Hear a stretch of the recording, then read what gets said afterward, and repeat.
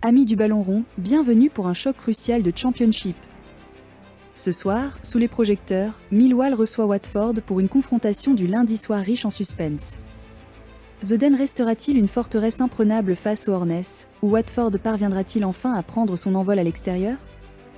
Nous avons déniché des schémas de buts inattendus, des informations capitales sur les blessures et des révélations tactiques qui pourraient faire basculer les 90 minutes. Restez connectés, ce match promet une rencontre captivante avec un réel potentiel de pari.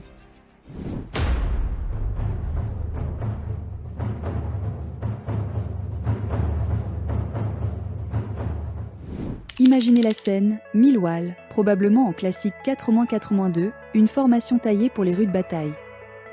Ils dominent les airs et s'accrochent à leurs avantages comme à une bouée de sauvetage. Pourtant, leur talon d'Achille ? La conservation du ballon et la concrétisation des occasions cruciales. Cela suggère-t-il un plan de jeu pour un football direct et sans fioriture ? De l'autre côté du terrain, Watford pourrait aligner un 3-5-2, cherchant à inonder le milieu de terrain. Leur brio se manifeste sur coups de pied arrêtés et par des passes en profondeur incisive, qui transpercent les défenses. Mais voici la vulnérabilité, ils s'effondrent souvent face aux tirs lointains et aux coups de pied arrêtés. Ce n'est pas qu'un simple match, c'est une partie d'échecs tactiques, suggérant où la valeur pourrait se trouver dans la performance individuelle des équipes.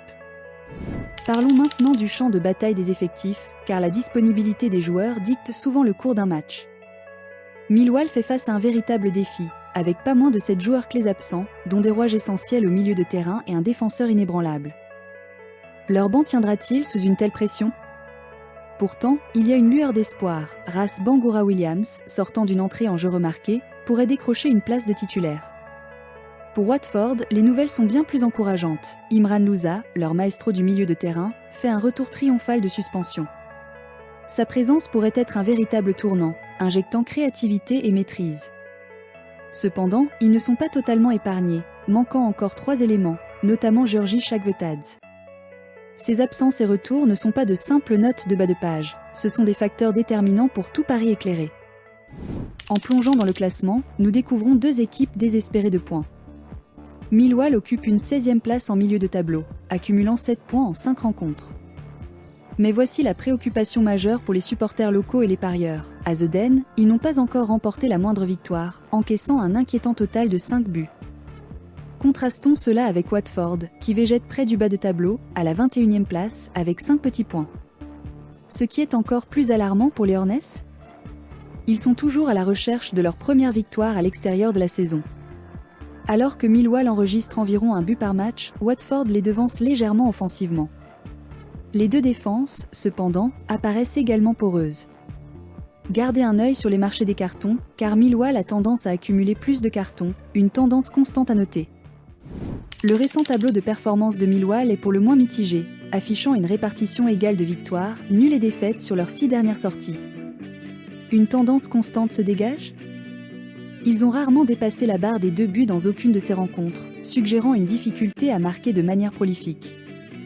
Leurs 2 derniers matchs se sont soldés par des matchs nuls, dont un but partout contre Charlton. Mais c'est leur forme à domicile qui soulève de sérieuses questions. Les récentes défaites contre Wrexham et Middlesbrough, où ils ont encaissé 2 et 3 buts respectivement, dressent le tableau d'une fragilité défensive à The Den. Pour les marchés des buts totaux, cette sous-performance constante devant le but pourrait être un indicateur clé. La récente série de Watford, en revanche, est une source de réelle inquiétude pour leurs fidèles. Sur leurs 6 derniers matchs, ils n'ont réussi à décrocher qu'une seule victoire, accompagnée de 2 nuls et 3 défaites. Une difficulté majeure pour eux a été de trouver le chemin des filets de manière constante, incapables d'enflammer leur attaque avec régularité. Leur bilan à l'extérieur est particulièrement sombre, marqué par un match nul, un but partout à Swansea et une courte défaite 1-0 contre Charlton. Cela dresse un tableau clair d'une équipe qui peine énormément à pénétrer les défenses adverses et à arracher des points cruciaux lors de leurs déplacements. Ce manque persistant de puissance de feu pourrait-il faire du marché du moins d'une proposition attrayante ? Croisons leurs statistiques récentes pour une image plus claire. Alors que Millwall enregistre légèrement moins de buts au total, leur bilan défensif reflète celui de Watford. De manière cruciale, la défense de Millwall à domicile apparaît nettement plus poreuse, encaissant environ 2 buts par match lors des dernières sorties. Inversement, les difficultés de Watford à marquer à l'extérieur sont flagrantes, ne parvenant qu'à un maigre demi-but en moyenne. En ce qui concerne les victoires globales, Millwall affiche un pourcentage de victoires supérieur lors de ses derniers matchs par rapport aux Hornets. Cela suggère que si les deux équipes ont des problèmes, la vulnérabilité de Millwall à domicile pourrait être compensée par l'attaque émoussée de Watford, préparant une rencontre prudente qui pourrait pencher vers moins de buts. Et c'est là que l'intrigue s'épaissit. L'historique des confrontations directes entre ces deux équipes raconte une histoire éloquente de domination de Millwall. Lors de leurs 6 dernières rencontres, les Lions ont rugi victorieux à 4 reprises, ne laissant à Watford qu'un seul triomphe. L'attaque de Millwall a été particulièrement efficace, marquant constamment une moyenne de 2 buts par match contre les Hornets. Watford, en revanche, peine à trouver le chemin des filets, ne parvenant qu'à la moitié de ce total.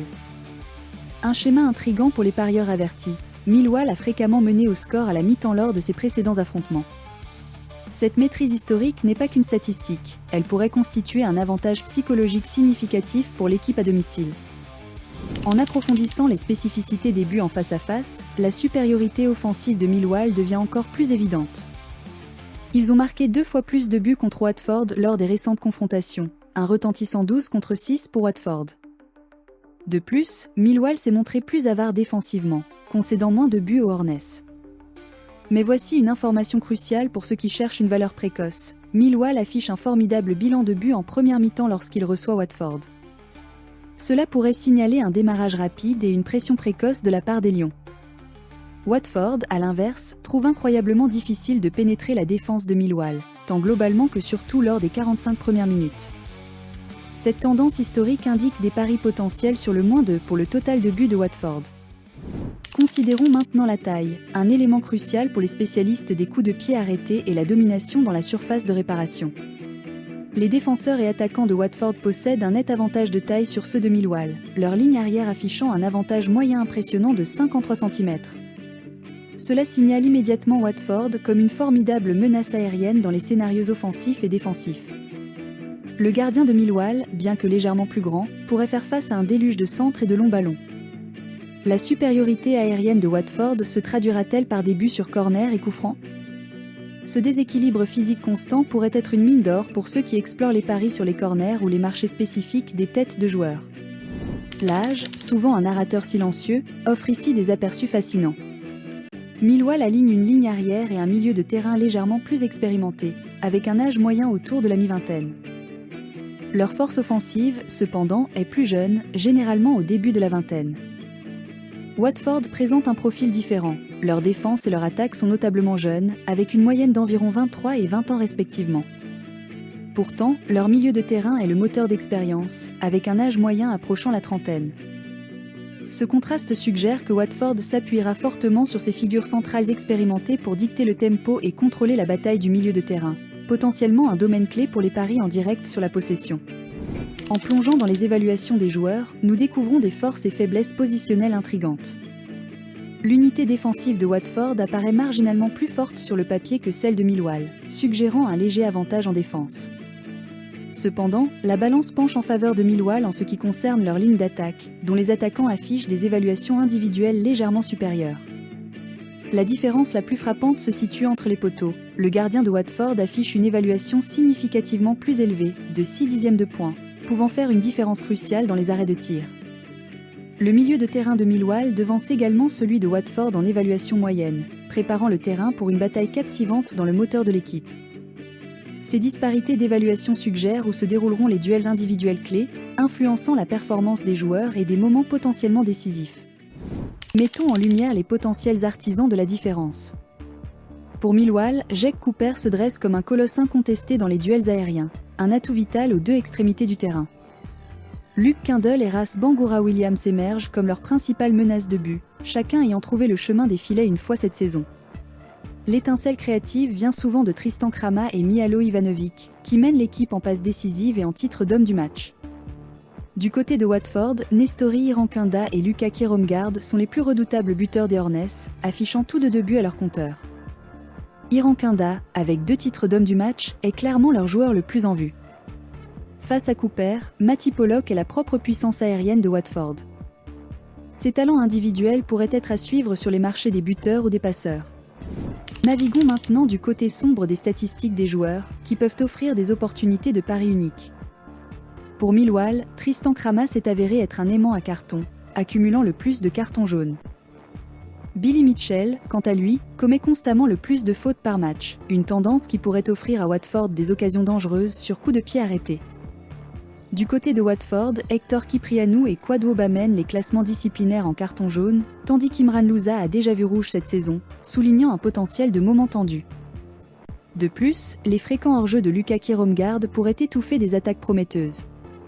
Ces tendances disciplinaires et ces erreurs tactiques sont vitales à considérer pour les marchés des cartons ou même les opportunités de coups francs.